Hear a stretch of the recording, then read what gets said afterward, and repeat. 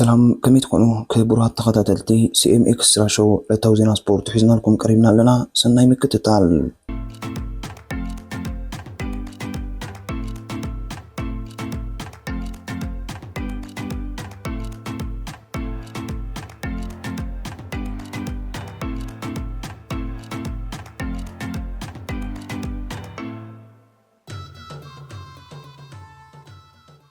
ጂሮ ዲ ኢጣልያ ብዘይ ኤርትራውያን ተቐዳደምቲ ዓለም ቅድም ብሽክሌታ ኣብ ኣጋ ምዝዛም ናይዛ ሰሙን ቀዳይ ናይዛ ዓመት ናይ ግራንድ ቱር ውድድር ናይዛ ዓመት ዝኾነ ጂሮ ዲ ኢጣልያ ከሳለጥ እዮም። ኣብዚ ዓርቢ 9 ጉንበት ዝፍልን ውድድር ከም ታዴ ፖጋቻ፣ ሬምኮ ኤቬነፖኤል፣ ዮናስ ቪንጋርድን ዘይሳተፉ ብምዃኖም ድማ እቲ ውድድር መሳጥን ተወዳዳርን ክኸውን ብኣግኡ ተገሚቱሎም። ሓደ ካብቶም ነዚ ናይ ሎሚ ዓመት ጂሮ ዲ ኢጣልያ ክዕወተሉ ትፅቢት ተገይሩ ዘሎ ተቐዳደምቲ ስሎቬናዊ ኣባል ሬድ ቡል ቦራ ፕሪሞዝ ሮግሊች እዮም። ይኹን እምበር ሮግሊች ኣብዚ ውድድር ካብ ጽምዶ መራሕቲ ዩኤኢ ኢማራትስ ክዋን ኣይሶን ኣዳምያትስን ከቢድ ተጻብኦም ከጋጥሞም ትፅቢት ይግበረሉ። ዩኤኢ ኢማራትስ ናብዚ ውድድር ብዘይቲ ኣብ ብሉፅ ቁመና ዝርከብ ፖርቱጋላዊ ጃኦ ኣልሜዳ ናብ ጣልያን ኣምሪሓ ምህላዋም ኣብ ብዙሓት ስድራቤት ቅድም ብሽክሌታ ሓያል ክትም ኣላዒሉሎም። ብርክት ዝበሉ ኣካላት እዛ ጋንታ ንጃኦ ኣልሜዳ ብዘይ ምምራፃ ድሮ ክትዓስ ጀሚራ ምህላዋ ይገልጹ።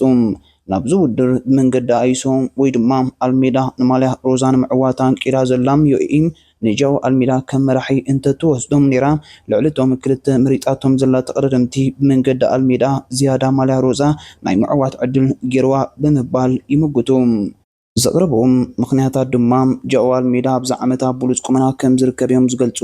እዚ መንእሰይ ኣብ ሓፀርቲ ዓመታት ናይ ብሽክሌታ ጉዕዞኡ ሓደ ካብ ብሉፃት ተቐዳደምቲ ናይ ፕሌቶን ክኸውን በቂዑ ዝርከብ። እዚ ፖርቱጋላዊ ካብ ክልተ ተኸታተልቲ ዓወታት ናይ ወሉድ ውዳት ዝመፀ ብምዃኑ ድማ ብኣብነት የሰንዮም። ጃኦ ኣልሜዳ ኣቐዲሙ ንኢትዙላ ባስኪዮ ካንትርን ትማል ሰንበት መዛዘም ዝረኸበ ሮማን ዲንስ ተዓወተሎም ተቐዳዳማ እዮም። ብዘይካዚ ኣልሜዳ ኣብ ፈላሞት ውዳት ናይዚ ዓመት ኣብ ቮልታ ኮሚኒታ ቫሌንሲያና ካልኣይ፣ ኣብ ቮልታ አልጋርቬ ካልኣይ፣ ኣብ ፓሪስ ኒስ ድማ ናይ መድረኽ ዓወት ዝርከቦ ኣብ ናይ ውህሉል ግዜ ሻርሻይ ተርታሒዙ።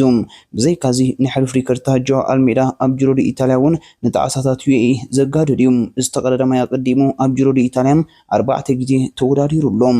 ኣብ 2020 ኣብ ናይ ውህሉል ግዜ ራብዓይ፣ ኣብ 2021 ሻርሻይ፣ ኣብ 2022 ራብዓይ ደረጃ ሒዙሉ ኣብ ዝነበረሉ ግዜ ኣብ መበል 18 መድረኽ ውድድር ኣቋሪጹ ኣብ 2023 ድማ ሳልሳይ ተርታ ዝሓዘ ተቐዳዳማ እዩ። ስለዚ ድማ ዝተፈላለዩ ስድራቤት ቅድም ብሽክሌታ ጃኦ ኣልሜዳ ካብ ኣይሶ ንላዕሊ ንፕሪሞዝ ሮግሊች ክጠማጠም ዓቕሚ ዝነበሮ ተቐዳዳማይ ብምባል ይገልጽዎም። ካብቲ ዝሕዝን ጃኦ ኣልሜዳ ኣብዚ ዓመት ኣብ ናይ ግራንድ ቱር ናይ ጋንታ መርሓ ብምዃን ዘይወዳደር ብምዃን እዩ። ኣብ ዙር ፈረንሳ ኣልሜዳ ዩኤኢ ኣንጻር ቬንጋርድን ፖጋቻ ናብ ዝገብሮ ቅልስ ቀንዲ ሓጋዚ ፖጋቻ ብምዃኑ ክሳተፍ እዩ። ኣብ ቮልታ እስጳኛ እውን ታዴ ፖጋቻ ዝለዓለ ናይ ምስታፍ ተኽእሎታት ከም ምህላው መጠን ዩኤኢ ኢማራትስ መንገዲ ጃኦ ኣልሜዳ ኣብዚ ዓመት መንገዲ ጃኦ ኣልሜዳ ክትዕወተሉ ካብ እትኽእል ዝነበረት ናይ ግራንድ ቱር ዓወት ጂሮ ዲ ኢጣልያ ኣባኺናቶላ። እስጳኛዊት ክለብ ሙቪስታር እውን ሓንቲ ካብተን ኣብ ጂሮ ዲ ኢጣልያ ዝሳተፉ ተቐዳደምቲ ዘፍለጣ ጋንታታት እያ። ዕላማ ሙቪስታር ኣብ ጂሮ ዲ ኢጣልያ ናይ መድረኽ ዓወታት ምጉንፃፍን ኣብ ናይ ግዜ ውዳድ ድማ ምስ ብሉፃት 5 ክትዛዝምን እዩ። ነዚ ንምስኻዕ ድማ ኮሎምቢያዊ ኢነር ሮቢዮ ከም መራሒ ናይዛ ጋንታ ኮይኑ ተመሪጹሎም። ኮሎምቢያዊ ወዲ ሃገሩ ናይሮ ኩንታና ድማ የመናይ ኢድ ረይቢኦም ብምዃን ኣብዚ ውድድር ናይ ሓገዝ ተርኡ ክፃወት እዩ። ካብ ኢንተር ሮቢዮ ፍቓድ እንተረኺቡ ድማ ናይሮ ኩንታና እውን ኣብ ገለ መድረኻት ዓወት ንኽሃድን ክፍትን እዩ። ካብቲ ኣብ ዓወት ዜና ናይዛ ጋንታ ፈርናንዶ ጋቬራ ምስኣ ናብ ጣልያን ዘየቕንዕ ምዃን እዩ። ሙቪስታር ናብዚ ውድድር ዓብ ናይ ተወዳዳሪነት መንፈስ ክረኣዩ ትፅቢት ዝግበረሎም ኣብ ዝኾነ ዓይነት መድረኻት ናይ ፆታ ከድምዑ ዘይፅጎሙ ተቐዳደምቲ ከም ጄፈርሶን ሲፓዳ፣ ጆን ባረነሲያም፣ ኦላን አውላርን ዝኣመሰሉ ተቐዳደምቲ ምስኣ ተጠርኒፋላ። ኢጣልያውያን ተቐዳደምቲ ሎሬንዞ ሚሌስን ዴቪድ ፎርሙሎን ድማ ነቲ ኣብ መሬቶም ዝካየድ ውድድር ሙቪስታር ተረባሒት ኮይና ንኽትወፅእ እጃሞም ክፃወቱ ተቐሪቦም ዝርከቡ ተቐዳደምቲ እዮም። ዴቪድ ፎርሙሎ ኣብ ፍሌቸ ዋሎንን ኣምስተል ጎልድ ሬስን ብሉፅ ብቕዓት ምንፅብራቑ ይፍለጥ። ኣብዚ ናይ ውድድር ዓመት ኣብ ዝተፈላለዩ ክፍለ ዓለማት ኣብ ዝካየዱ ውዳት ተቐዳደምቲ እናለኣኸት ናይ ዩሲኤን ነጥብታት ምሕፋስ ናይ ቀዳምነት ሂባ ትሰርሓሉ ዘላ ኣስታና እውን ኣብ ጂሮ ዲ ኢጣልያ ዝወዳደሩ ተቐዳደምቲ ስም ዝርዝሮም ብወግዒ ልኢካላ። በክለብ ኣስታና ተመሪፆም ዘለዉ ተቐዳደምቲ ኣብ ነፍሲ ወከፍ ዓይነት መድረኻት ከድምዑ ዝኽእሉ ተቐዳደምቲ እዮም። ኣብ ናይ ሰጣሕ ጎልጎል መድረኻት ጀርመናዊ ማክስ ካንተር ከምኡውን ኣብ ናይ ዓቐብ መድረኻት ከም ሆላንዳዊ ወንት ፖለስ ዕውሽ 8 መድረኻት ጂሮ ዲ ኢጣልያ ዲያጎ ኡሊስን ከምኡውን ኢጣልያዊ ክርስቲያን ስካሩኒን ነዚ ውድድር ድሉዋት ኮይኖም ቀሪቦም ዘለዉ ተቐዳደምቲ ኣብ ትማል ሰንበት ብዓወጃኡ ኣልሜዳ መዛዘምያ ኣብ ዝረኸበ ዝሮማንዲ ኣብ ናይ ግዜ ራብዓይ ተርታ ዝሓዘ ኢጣልያዊ ሎሬንዞ ፎርቱናቶም ኣብ ናይ ግዜ ውዳት ንኣስታና ከም መራሒ ኮይኑ ዝኣቱ ተቐዳደማ እዩ። ኒኮላ ኮንቺ አንቶን ኩዝሚንን ፋውስቶ ማሳንዳን ድማ ኣብዞም ናይ 3 ሳምንታት ውድድራት ጂሮ ዲ ኢጣልያ ኣብ ናይ ስራሕ ጋንታ ኣስታና ተጸሚዶም ዝቕንዩ ተቐዳደምቲኦም ጋንታታት ስም ዝርዝር ተሳተፍቲ ተቐዳደምተን ኣብ ጂሮ ዲ ኢጣልያ ኣብ ዝልካሉ ዘለዋ ጊዜም ከም ኣባል ሙቪስታር ናትናኤል ተስፋጽዮን ኣባል ኣስታና ሄኖክ ሙሉብርሃን ኣባል ሌዲ ትሬክ ኣማኑኤል ገብረ እግዚአብሔር ከምኡውን ኣባል ኢንተርማርሽ ቢንያም ግርማይ ኣብዚ ጂሮ ከም ዘይሳተፉ ርጉጽ ኮይኑሎም ስለዚ ናይ ሎሚ ዓመት ጂሮ ዲ ኢጣልያ ብዘይ ኤርትራዊ ተቐዳዳማይ ክካየድ እዩ ማለት እዩ። ካብዚ ቀፂልና ሓፀርቲ ዜናታት ስፖርት ሊግ ኤውሮጳ ነቕርበልኩም ሰናይ ምክትታል። ካርሎ አንቸሎቲ ካብ ሪያል ማድሪድ ማዕሲ ክወፅም ኣሰልጣን ካርሎ አንቸሎቲ ምስ ሪያል ማድሪድ ኣብ ምኻዱ ብዝምልከት ኣብ ስምዕ ከም ዝበፅሐ ይግለጽ። ነስዒቡ ዝኣተቲካ ኣሰልጣን ካርሎ አንቸሎቲ ኣብ ወርሒ ሰነም ካብ ሪያል ማድሪድ ክወፅእ ኣብ ስምዕ ከም ዝበፅሐ ጸብጺቡ። ኣሰልጣኒ ካርሎ አንቸሎቲ ኣብ ወርሒ ሰነ ንሃገራዊት ጋንታ ብራዚል ክሕዝ ኮይኑ ኣብዚ ሕጂ እዋን ዝካየድ ዘሎ ግና ነታ ጋንታ ክመርሕ እዩ። በዚ ምክንያት ድማ ካርሎ አንቸሎቲ ንሪያል ማድሪድ ኣብ ዋንጫ ዓለም ክለባት ኣይክመርሓን እዩ። ኣብ ዝርብ ዝርከባ ኣሰልጣኒ ዛቢ ኣሎንሶ ቀጻሊ ኣሰልጣን ሪያል ማድሪድ ክኸውን ትጽቢት ከም ዝግበር ይገልጽ። ቨንገር ተዓዋቲ ዩሮፓ ሊግ ናብ ቻምፒየንስ ሊግ ክሓልፍ የብላን። ኣሰልጣን ኣርሰናል ነበር ኣርሰን ቨንገር ተዓዋቲ ዩሮፓ ሊግ ናብ ቻምፒየንስ ሊግ ክሓልፍ ከም ዘይብላ ገሊጹ።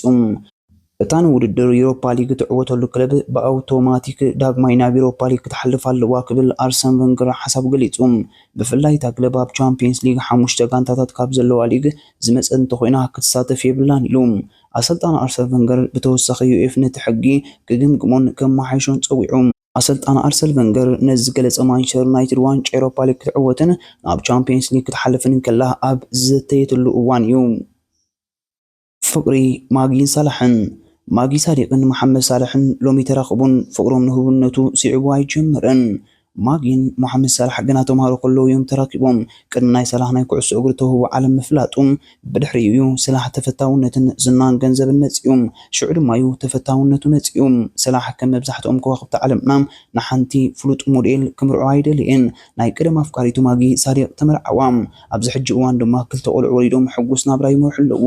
ይኹን እምበር ገለ ሰባት ብዛዕባ መልክዓ ስክፍታ ስለ ዘለዎም ሞዴል ክትምርዖ ነይርካ ብምባል ይዛረቡ እዮም። ኣነ ግን ኣምላኽ ንማጊ ናብ ሂወተይ ሰዲድዋ بملء لبي زفقرا مسازلن ركبا فقرن مكبارن استمسرت እዩ ነዚ ስለ ዝፈልጦ ድማ ሰባት ብዛዕባ በዓልቲ ቤተይ ዝብልዎ ትርጉም ኣይህቦን እዮም። ንሳታ ዝብለፀት ኣደ ኣምላኽ ዝሃበኒ በዓልቲ ቤተይ እያ። ቸልሲ ንቻምፒዮን ሊቨርፑል ኣድኒና 5 ተርታ ውሕስ ጌራ። ኣማሲኡ ቻምፒዮን ዝኾነት ሊቨርፑል ዓጂባያ ናብ ሜዳ ህእትያታ ቸልሲ ብሸቶ ፈርናንደዝ ንክደፍራ ግን 3 ደቂቃ ጥራይ ወሲዱላ። ካብ ዝሓለፈ ሰሙን 6 ተጻወት ለዊጡ ዝኣተወ ሽሎት ድኹም ብቕዓት ሒዛ ብትጓዓዝ ዝነበረት ጋንትኦም ዝርበፀሉ ምክንያት ኣይነበረውን። ደገፍቶም እውን ውፅኢት ከየገደሶም ብፅምብል ጀሚሮም ብፅምብል ወዲኦሞም።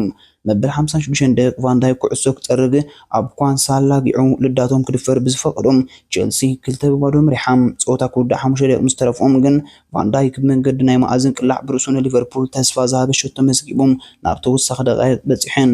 እቲ ድኩም ናይ ፀወታ ግዜ ምሕላፍ ዝነበረ ጃረል ኳንሳም ብሽቦዝ ላይ ሓፂራ ዝተዋሃበቶ ኩዕሶ ቀዲሙ ዝወሰደሉ ካይሰዶ ጠሊፉ ብምውዳቕ ፍጹም ቅላዕ ኣዕድዮም። ኮል ፓልመር ድሕሪ 19 ፀወታታት ምስ ሰኪዕ ተራኺቦም። ቸልሲ 3-1 ተዓዊታ ብውሳን 3 ነጥቢ ን5 ተርታ ውሒሳም ምስ ኒውካስል ተመዓራርያ። ሳምብሪት ዝነዓወቱ ገልጾ ከሎም ቸልሲ ጥራይ ምዕዋት ኣይኮነን ተስፋ ዝህባም ዘርአያቶ ብሉፅ ብቕዓት እውን ብዓብኡ ድማ ፓልመር ብዘይካ ብፍጹም ቅላዕ ዘመዝገባ ሸቶም ዓንዲ ዘረማ ድንቂ ፈተንኡ ናብ 2 ሸቶታት ድማ ኣብ ቅድሚ ምድላው ብዝተዋስኦ ኣብ ተሪፎ ዘሎ 3 ፀወታታት ናብ ቻምፒየንስ ሊግ ክለፍኣ ቁሩብ ምህላው እዩ ኣርእዩና ኢሎም። ባየር ሙኒክ ቻምፒዮን ኮይና ሕማቕ ዕድል ኬን ድማ ኣኽቲሙ። ትማሊ ኣብ ላይፕዚግ ቻምፒዮን ናይ ምዃን ተኽእላ ብመወዳእታ ቅላዕ ብዝተመዝገበታ ሸቶ ዝኸሰረት ባየር ሙኒክ ክትስዕባ ፀንሐት። ባየር ሌቨርኩሰን ኣብ ፍራይቦርግ ማዕረ 2-2 ድሕሪ ምፍልለያ ኣብ ገዝኣ እንዳሃለወት ክብሪ ቻምፒዮን ቡንደስሊጋ 2024-2025 ተቐቢላ። በዚ መሰረት ካልኣይ ናይ ኩሉ እዋን ብሉፃ ምዝጋብ ሸቶ ፕሪምየር ሊግን በዓል ክብሪ ወሰን ሸቶ ሃገራዊት ጋንታ እንግሊዝን ሃሪኬን ኣብ መበል 31 ዓመቱ ቀዳሚት ዋንጫ ብምዕጣር ነቲ ከም በዓል ሕማቕ ፋል ክወሰዶ ፀንሐ ፋይሉ ዓፂወሎም። ኣሌክሳንደር ኣርኖልድ ሊቨርፑል ተፋኒዋ። ን20 ዓመታት ኣብ ሊቨርፑል ጓዓዞ ፀናሕኩ ምስ ምውዳእ እዚ ዓመት ውድድር ከኽትም እዩ።